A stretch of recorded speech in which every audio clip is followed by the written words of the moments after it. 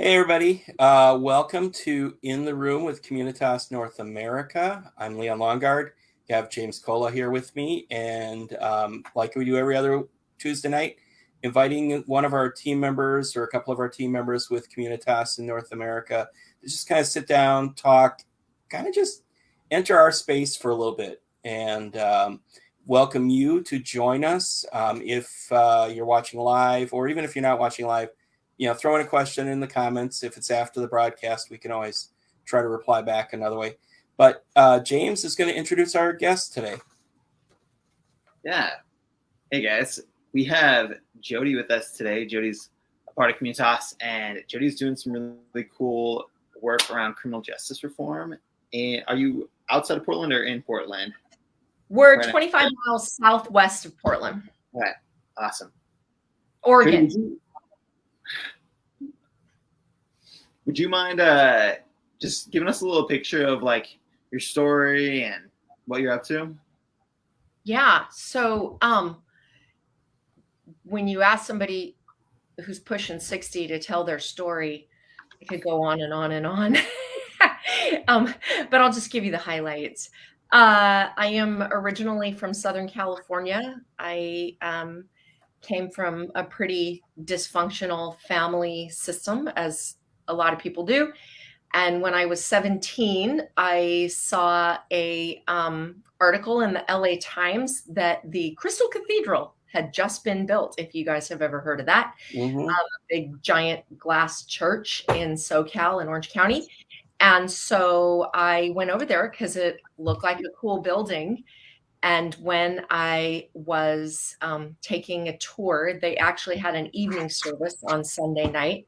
And I wandered into the evening service, and I heard Robert Schuller preaching from the book of Philippians, and everything changed in the text of Jesus giving up everything that it meant to be God, to come and live as we did, this overwhelming sense of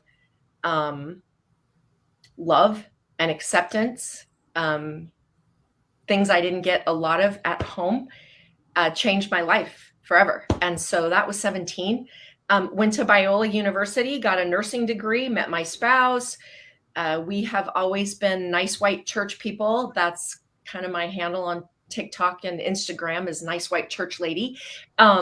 Raised our kids in the evangelical context, very traditional, mainstreamish context, our life with Christ. And then in my mid-40s, right before the 2008 Great Recession, my career blew up. My marriage was in shambles. My first kid went off to college, and I was all of a sudden stripped of all the things that I had invested my identity in, and did the most reasonable thing that a middle-aged woman who's losing everything could do. And I went to seminary. And and while I was, of course, makes all the sense in the world. And so while my very first semester, in one of my first classes, a woman in her 70s came in with 5 women who had done time. The woman's, her name was Fran Howard. And she came in and shared a bit about her story and going to prison and just playing softball. She'd been an athletic director at Willamette University, and brought these women in, and they shared their stories. And I had another very profound supernatural moment in my journey with Christ where the Lord was saying, go there. And I was like, prison? I don't know anything about prison. I've never been to a prison. So I met with Fran a month later, and then in January of 2010, went to prison for the first time. And that changed everything.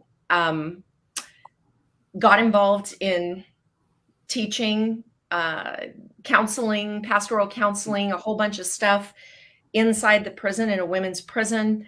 Ended up becoming a community chaplain for the Oregon Department of Corrections, helping people to reenter community, specifically for my county, Yamhill County, which is the location of the fabulous Oregon wine country. If anyone is like, where is that in Oregon? Where all the good wine comes from.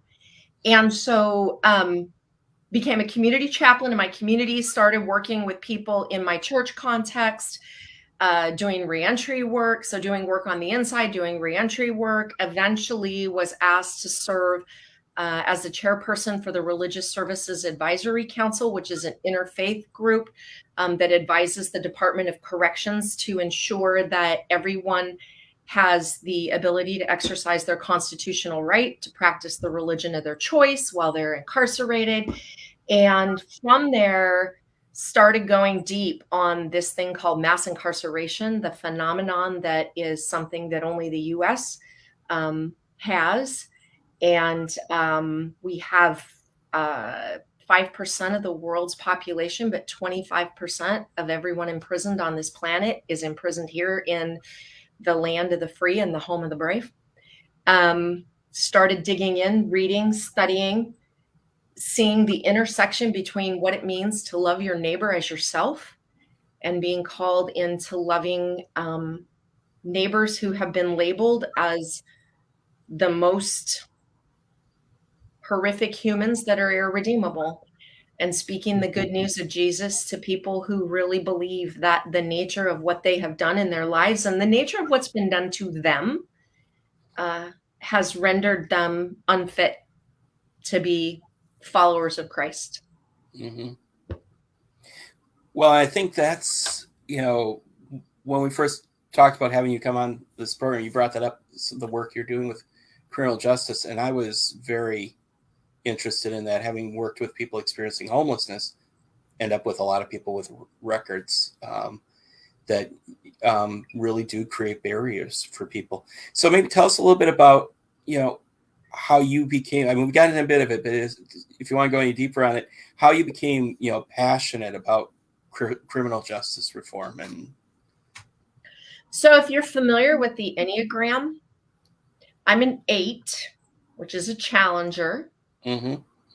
And from a very, very early age, deeply embedded in my soul is a very strong sense of justice and an inability to be afraid of fighting for justice. As an 8 and being a challenger, you don't back down from a fight. And this is a big, hoary, hairy, complicated mess that is rooted in racism. That's, the war on drugs, the architects of the war on drugs now in their late age in their life have come out and said, we knew it wasn't about the drugs. We knew that it was about creating systems to control people that didn't look or believe like us. That actually goes way back to the emancipation, or to the 13th Amendment and 14th Amendment. I forget which amendment it is. Anyway, when we outlawed slavery, we left this little piece in there that said, except as a punishment for crime, that forced labor be imposed as a punishment for crime.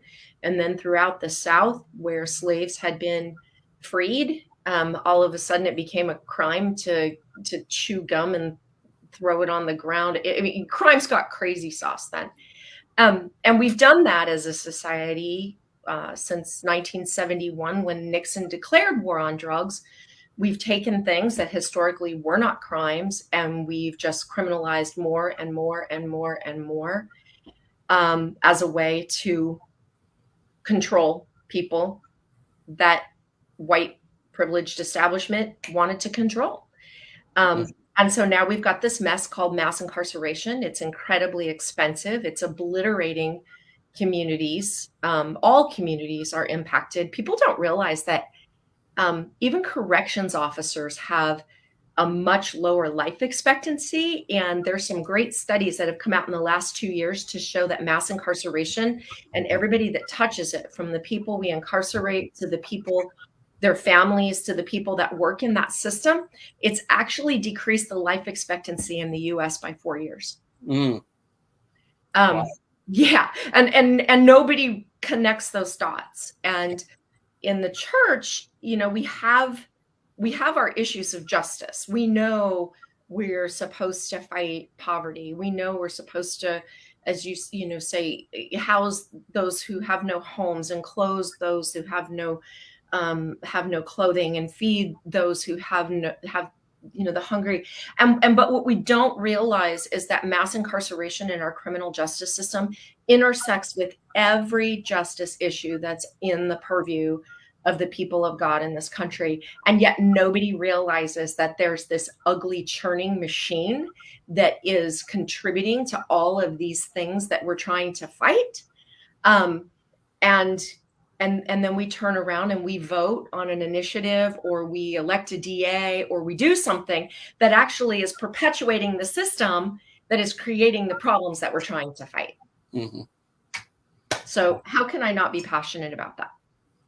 I can't think of a reason why you wouldn't be, and I agree with you on all of that, and how it affects everything. Leon, you posed a question while we were prepping for this about the work that Jodi's doing and the good news. Do you mind? I just feel like it would be an appropriate time to pose that one. Yeah, we can do that. We can jump to there. But yeah, because we talk about, doing incarnational ministry, being, in Communitas, we use these 6 dynamics, and we start out with embedding in the community, initiating an intentional gospel sowing presence. And, how do you see that? How do you see that your work with justice reform being linked to the embodiment of the good news or the gospel in the community? Mm-hmm. I think there's a couple questions that we have to ask ourselves when we look at embodying the good news, or I tend to lean more toward using the term shalom. Mm-hmm. Yes. Which most of us in Christian circles have heard, oh, shalom means peace. But it actually means wholeness and goodness and everything working together and everybody being okay. And I'm fond of saying that shalom isn't shalom unless it's shalom for everybody. Yeah. Amen. Isn't. And good news isn't good news unless it's good news for everybody. Mm-hmm. So when we look at embodying faith, I mean, first and foremost, I was already embedded in this community. Deeply embedded in this community, embedded in a particular echelon of this community. My husband is an attorney. I was a professional. We live in a wonderful house. We drink great wine. We have lovely restaurants. And it's hard for me to go to my local Fred Meyer and not see people that I know. But when I started looking at people that we have more or less rendered invisible in our community, because it's really easy to see the visibility of folks that are living in tents on the side of the road. Can't miss it. Okay. Because the news is so prolific in stories of child welfare and foster kids and whatnot, those things are visible. But when we look at the fact that 1 in 4, we're now pushing 1 in 3 people in this country has a criminal record. And in certain communities of color, that's much higher. When we look at that and we look at how that criminal record and this system bars people from living into the goodness of being created in the Imago Dei, being redeemed by the work of Jesus Christ. When we look at how the justice system and criminal records have rendered people invisible, and they want to be invisible. They don't want you to know that they have a criminal record. None of us wants to be defined by the worst thing that we've ever done. Mm-hmm. Okay. And yet, when folks go to get a job, when they go to get an apartment, some folks can't go to church. I remember one time walking into church, and I was with someone, and the nice greeter said, "How do you know Jodi?" I was like, "No." I was like, "No." Yeah. And I said, oh, we met through some friends. Oh, great. And this person immediately said, would you like to volunteer in our children's ministry? We have a shortage of Sunday school teachers. Ooh. And this was somebody who couldn't be in a church without having a chaperone, not allowed to be where children congregate and whatnot. So when we look at sharing the good news, really this work that we do in reform, and there's a whole lot of layers. There's working with legislators, which I do, and then there's the boots on the street and working with the people who are impacted by this system.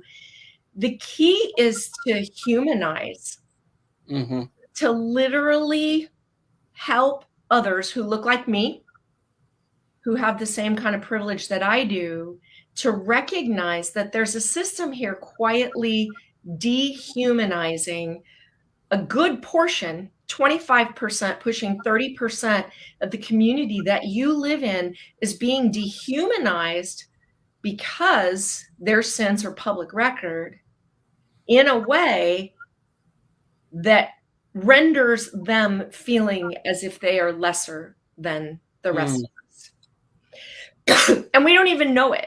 We don't even know that it's here.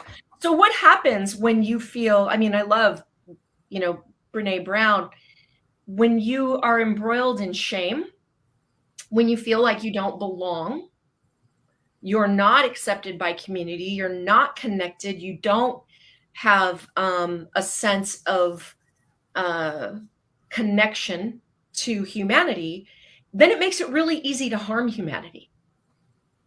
And so in the era of mass incarceration, most crime is repeat crime.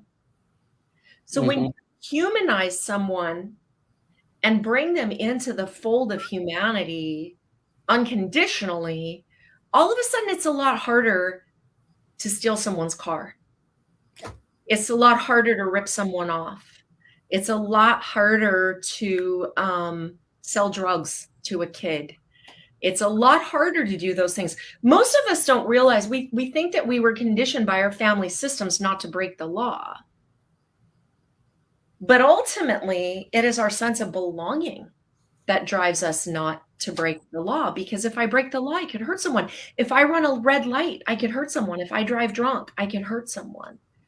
So when we talk about bringing the good news or shalom, creating spaces for shalom for everybody, it's really an endeavor of humanizing and relating, creating spaces of belonging.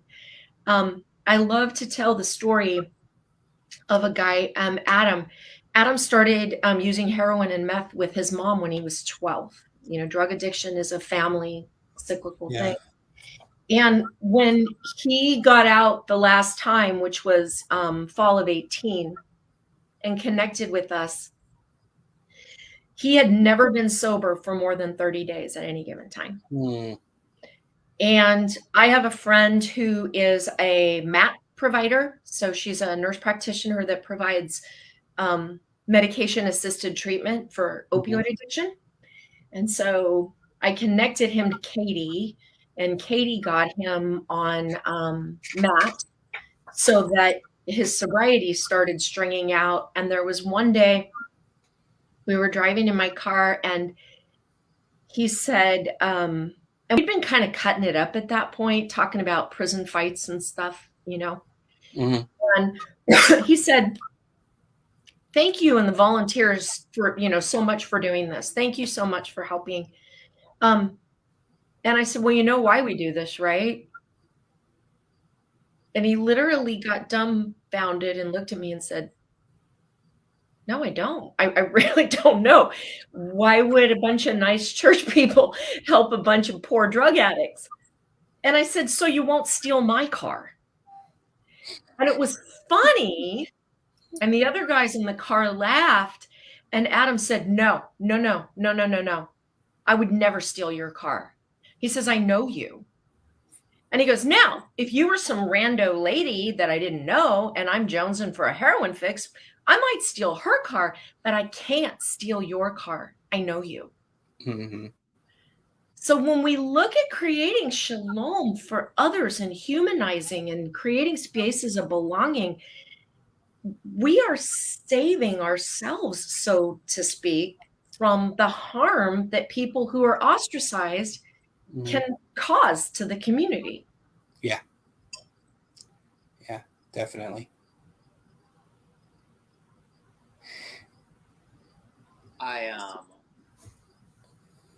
One of the things that I hear you saying in the midst of that is a lot of the like restoring work that we get to participate in creation, we accomplish through relationship.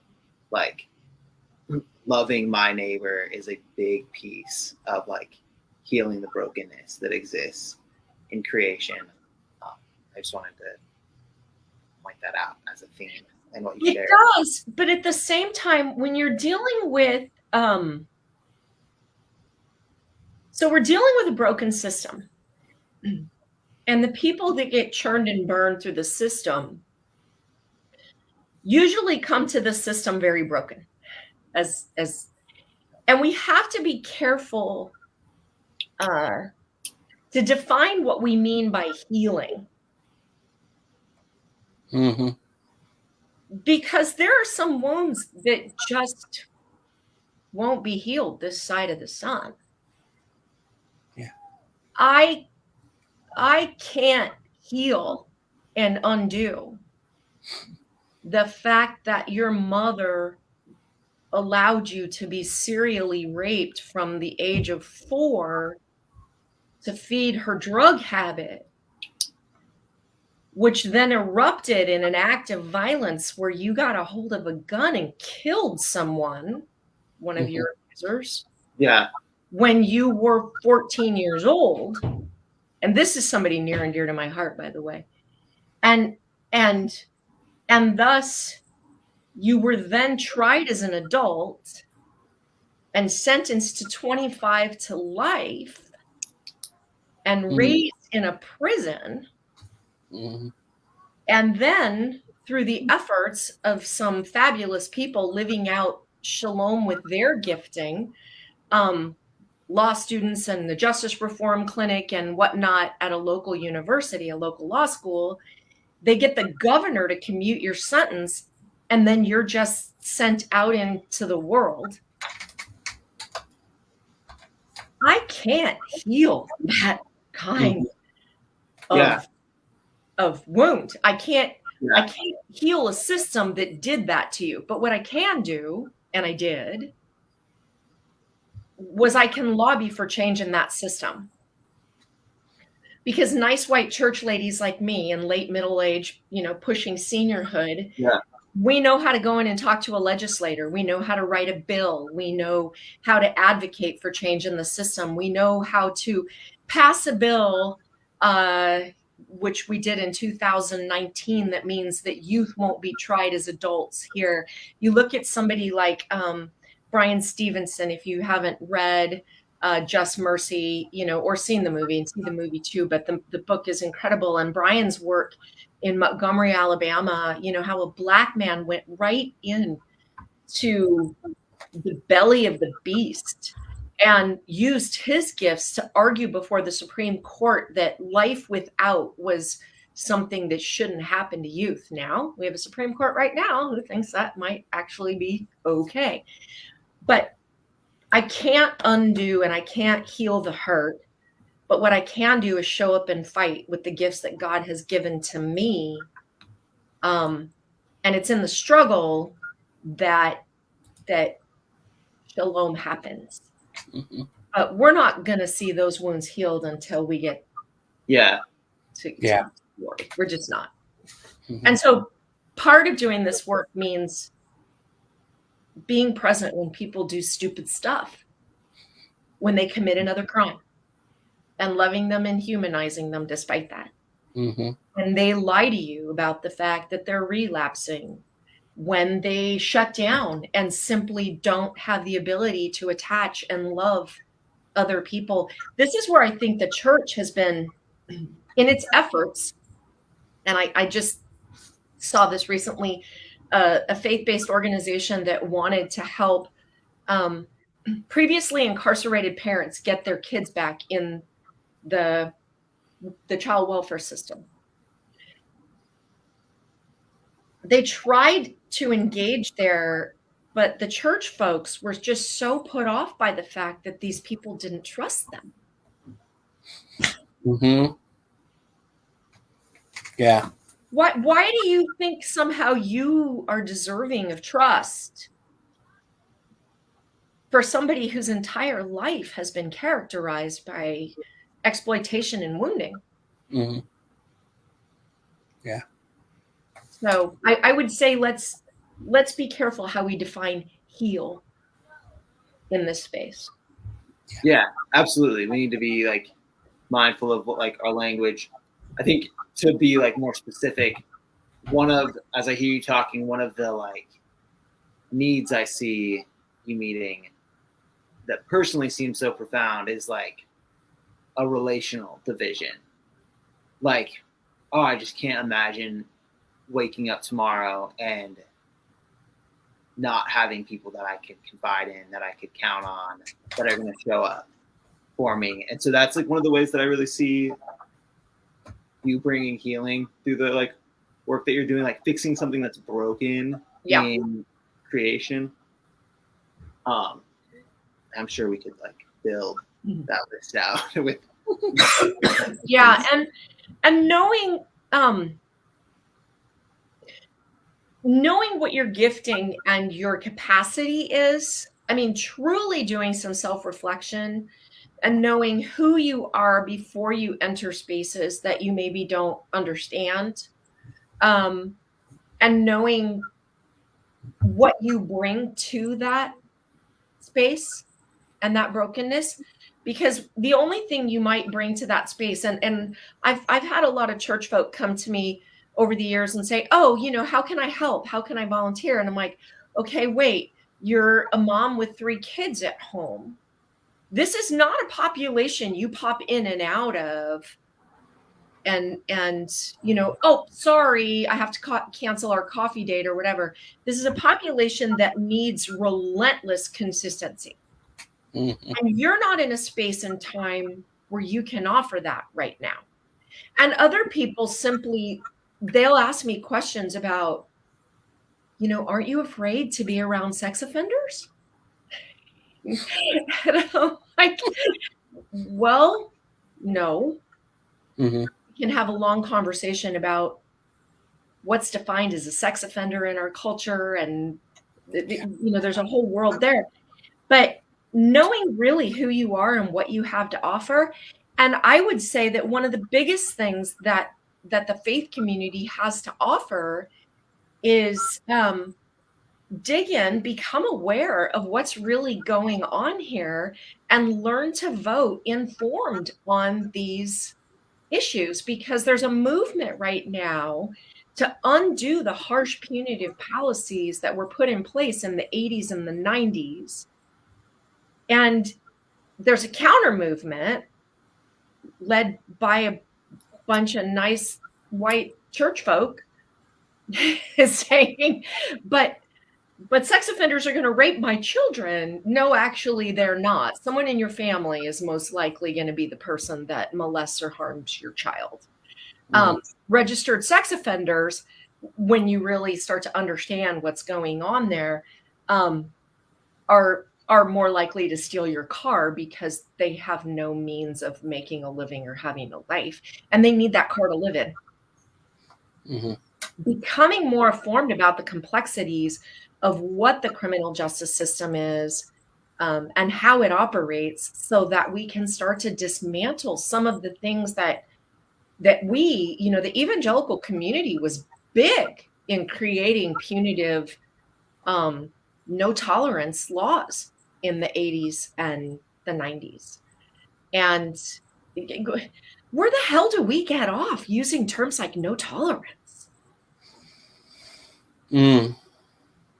I mean, do we really believe that Jesus can redeem anything and anyone? Yeah, I think that's very critical. And I've seen that. No, you're good, Leon. Good. Okay. Yeah, I was going to say, I've seen that, with one individual that I knew through doing outreach to camps, and he's now housed.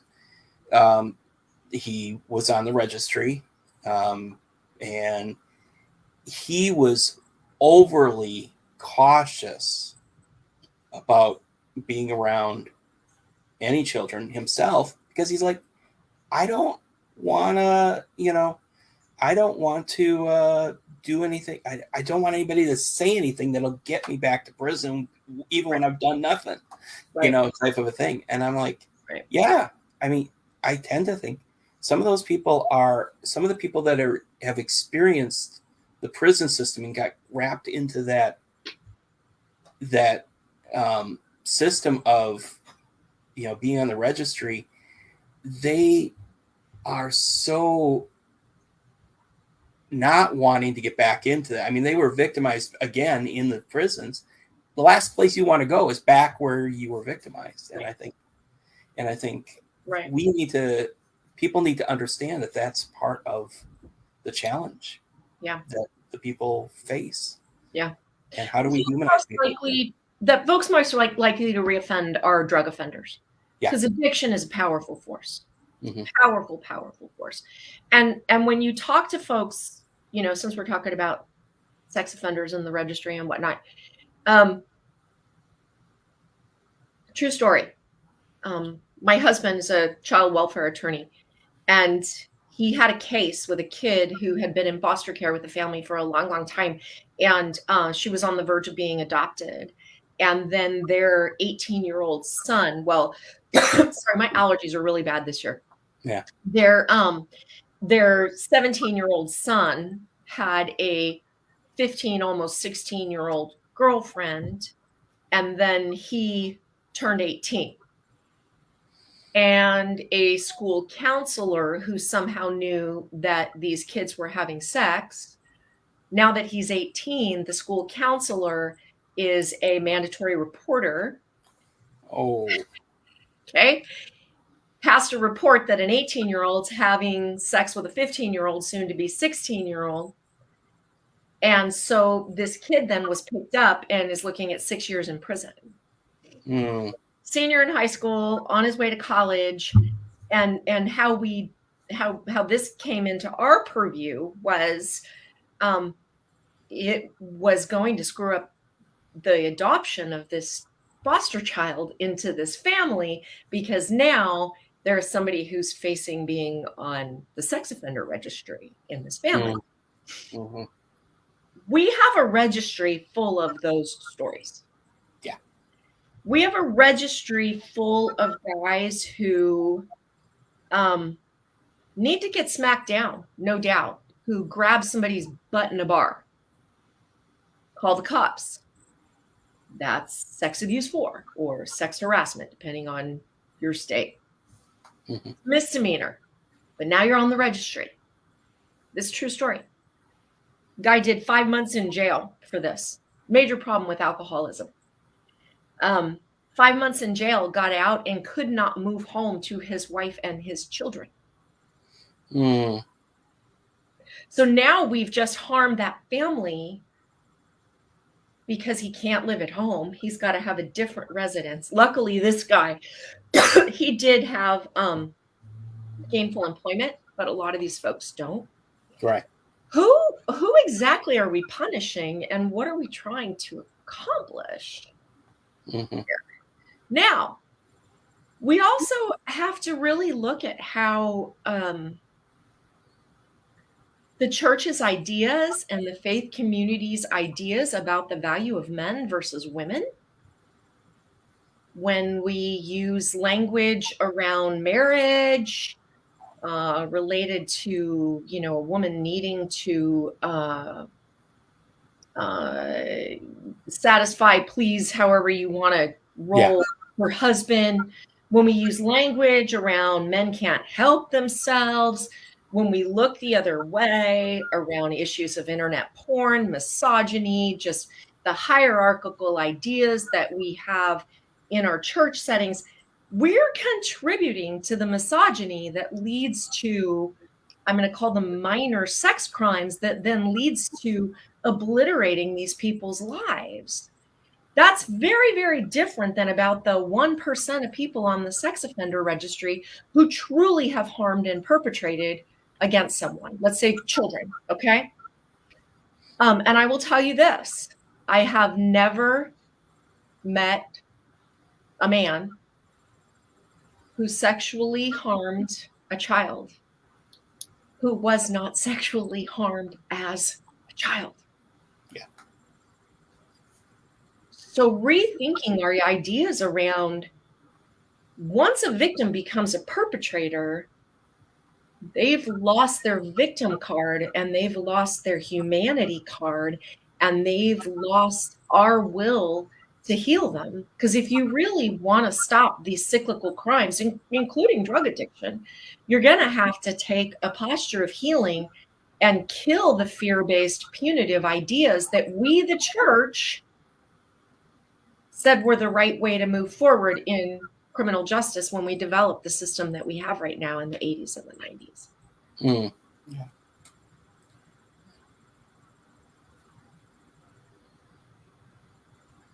James' eyes are churning.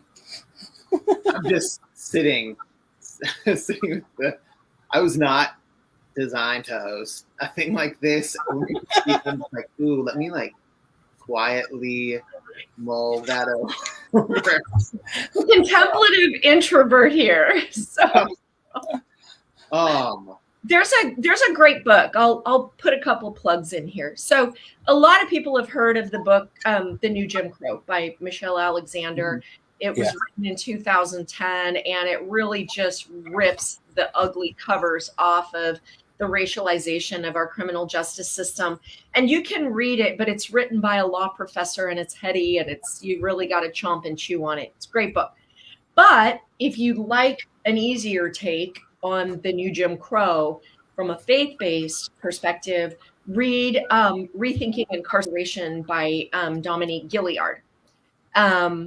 It's basically somebody who knows their theology. He's a black pastor in the Covenant Church in, I don't know, Chicago, I think it is. And but he does lots and lots of footnoting and referencing the new Jim Crow. So you kind of get that too. It's a good twofer. But one of the things that he challenges us as the people of God to think about is our theology of penal substitutionary atonement.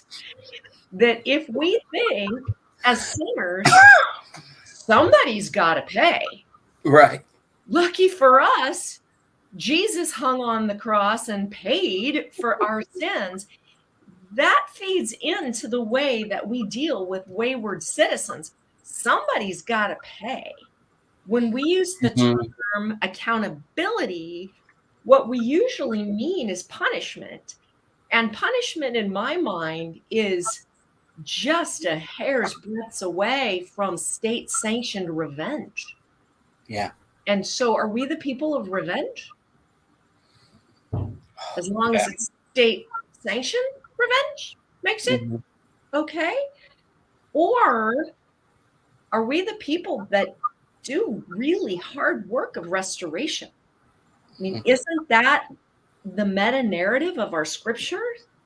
Yeah. Starting from Genesis 12 and the Abrahamic call, you're going to be a blessing to walking through the prophets saying this was never about empire building. It's about restoration and you being a blessing to the ugly spaces in your community, to Jesus coming along and saying, blessed are the poor. Yeah. You think the poor are cursed, but I'm going to tell you they're blessed. You think those who mourn, who have really hard lives and situations are cursed. Well, maybe you could show up and be a blessing. Yeah. Kind of your job. Yeah. Very true. One of the things that I am being compelled to think and feel a lot in this conversation is just that when we recognize and value people's humanity, it should inform, probably will inform, how we treat and act towards them. And we need a shift from a punitive posture to a restorative, like so desperately. We're just talking about like what's best for everyone. A restorative approach is what's best for everyone. But I just think it is, we probably just need to practice like feeling the pain of people who arrive at a place of like committing crime, whatever it be, and just like understanding that they are people like we are, and similarly to how circumstances lead us to act outside of like the ways that we believe we should act, circumstances have led those people to act outside of the way they should act. So I just am so much feeling like, oh, I hurt as I hear you talk about people that you know and have a relationship with and what they've been through. And I'm sure the pain of like, I'm sure they feel pain regarding the choices they've made. Yeah, try talking to a mom who's doing 8 years for manslaughter because she got drunk, crashed her car, and killed her own kid. Yeah. I've never met. Now, granted, I mean, we love the true crime stories or whatever. You know, we love holding up those horrific, heinous crimes and, you know, Silence of the Lamb movies and all that stuff on, you know, there's just evil people out there that will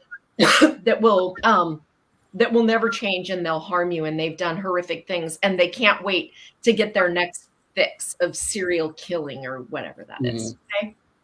They do exist. And incarceration is probably the cleanest, most efficient way to keep society safe from people whose compulsions are so dangerous. But even within a prison system, you can treat people with humanity and keep communities safe. Having said that, the vast majority of people that we incarcerate are not a danger to anyone. They're mostly a danger to themselves. So what the hell are we doing? And 95% of everybody we lock up is coming back to community. And so we've taken, I mean, especially in the context of women, somebody who has been sexually and violently abused by her family system or by intimate partners or whatever, and addiction, you know, feeding addiction through identity theft. Identity theft's a big one for women. Women don't generally commit violence, but when they do, there's usually a good reason behind that.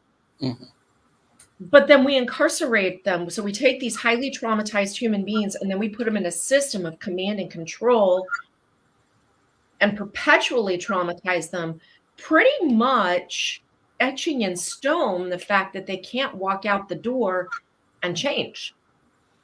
Because we've just perpetuated what it was that led to that crime in the first place, rather than disrupting all of those factors.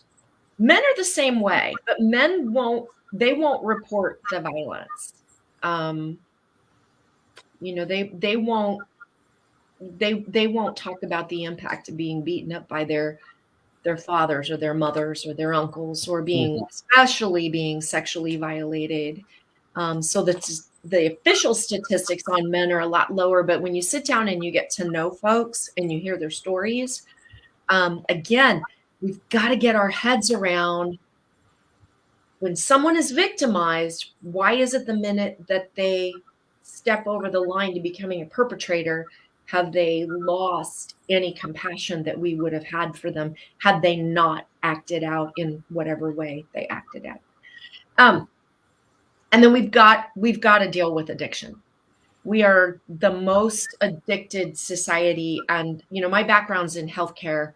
That was my career that blew up. And I can't tell you how many doctors and nurses over my years, or even in my husband's profession, in the legal profession, if you have an addiction, and I look, medicine more so. I mean, we put a doctor in rehab once that was treating patients while being severely impaired on opioids and alcohol. So work on the job, opioids and alcohol. And because he's a nice professional, he gets overseen by the medical board. He gets treatment. He gets diversion. He gets all these other things. But a poor Black man who's using or selling meth and isn't freaking going and doing surgery impaired. So the harm that he could potentially cause is so much less. And yet the hammer falls hard there. Why do we think about addiction so differently for those who are poor folks of color versus professionals? Yeah.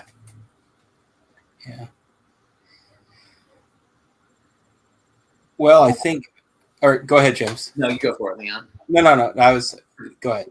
Oh, I just know that we're coming up to the end of our time, but one of the things I really wanted to hear from you, Jodi, is I was just like prepping for this and read that you were pastoring a faith community a little bit. And would you mind sharing with us about that? Yeah. So in this work, pastoring is a very fluid thing. And you listen to the Spirit and you experiment a lot.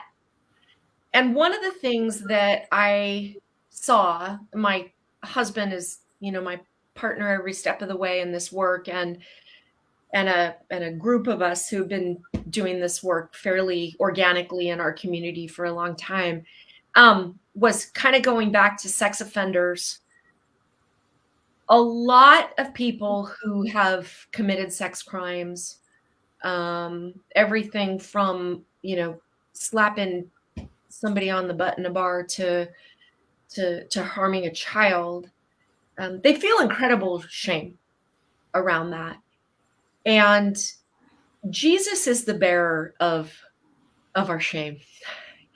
And so you get into prison, and church on the inside is, you go to the dark places and the Spirit is just profoundly active.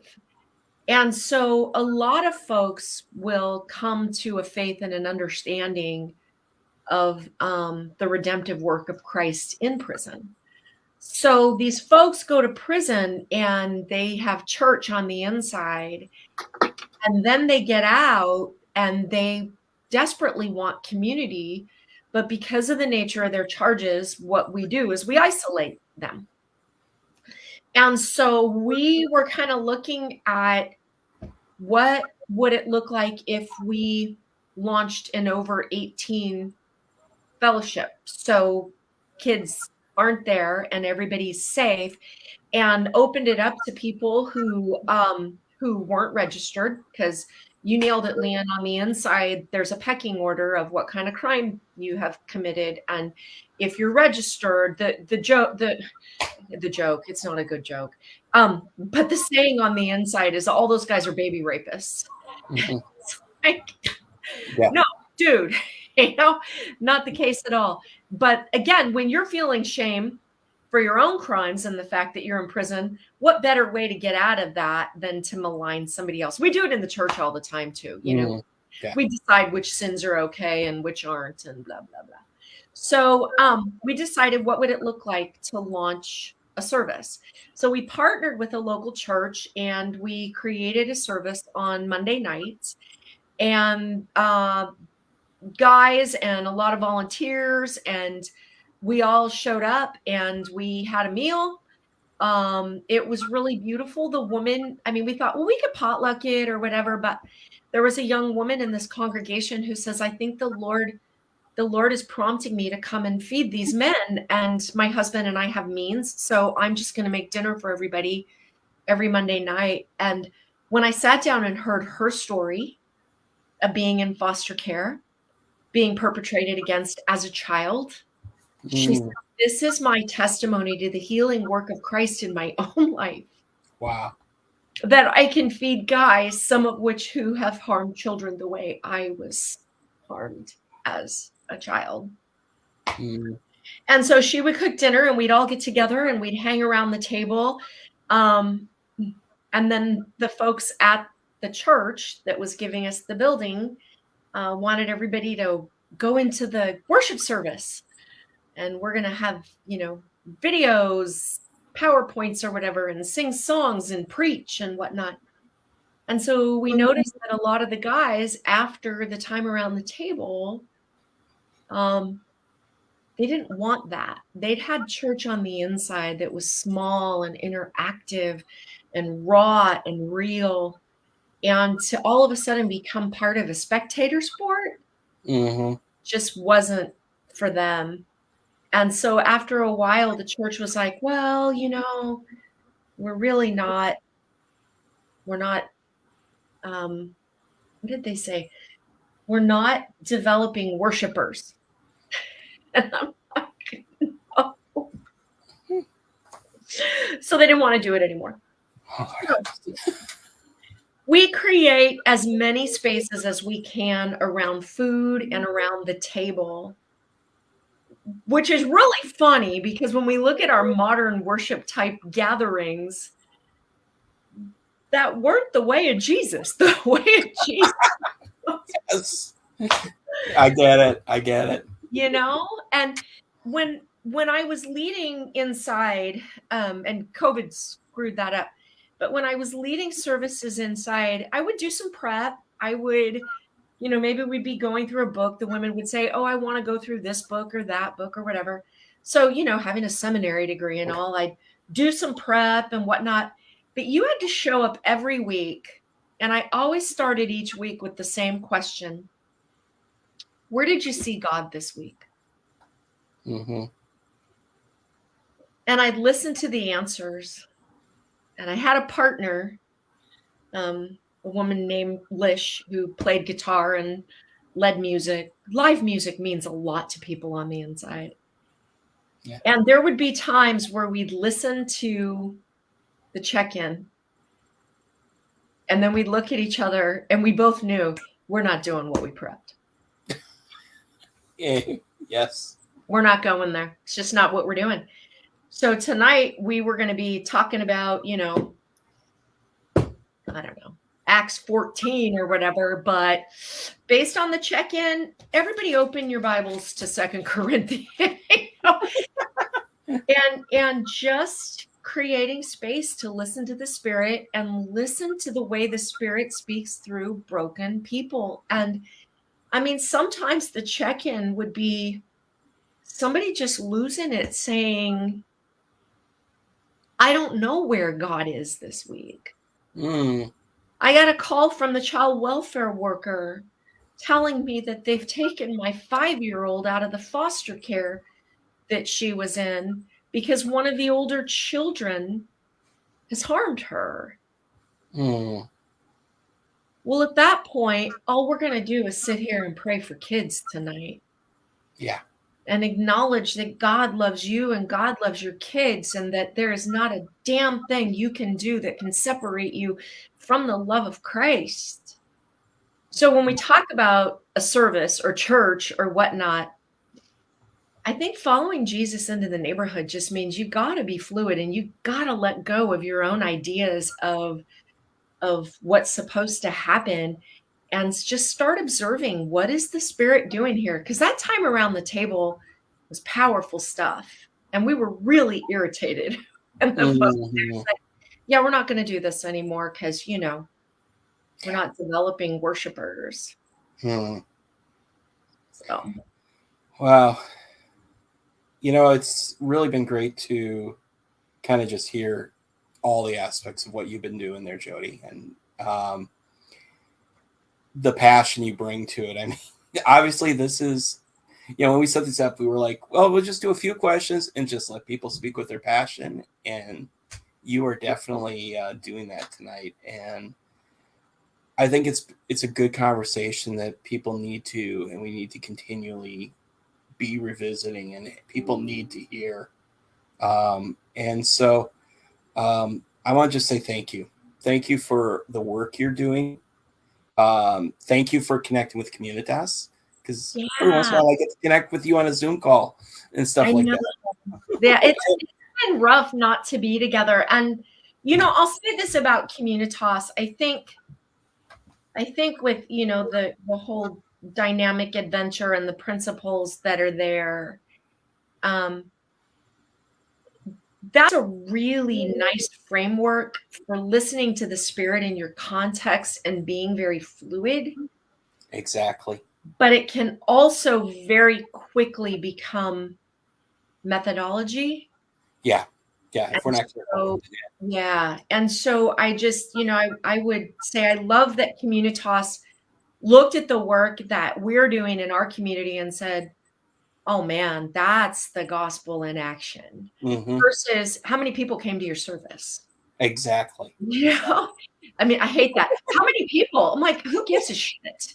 Okay, like two, because wherever two are gathered, I think that's the standard we've been given is two.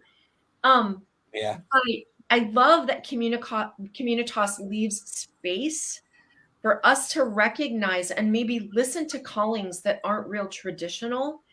And pastoring is more about who you are than what you do.